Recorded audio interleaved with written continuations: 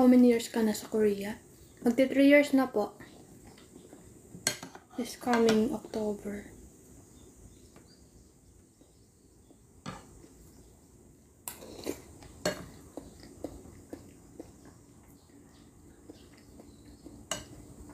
Hi, Shinshin. Kaon.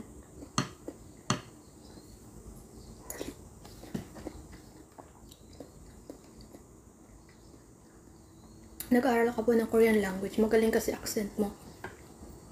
Oo, nag-aaral ako before. Nag-self-study first. Ako nag-self-study. And then, nag-aaral ako ng Korean school. Pero hindi yun matagal. Mabilis lang. Tapos nag-aaral din dito pagdating sa Korea. Hindi ako magaling mag-Korean. OA lang yung Korean.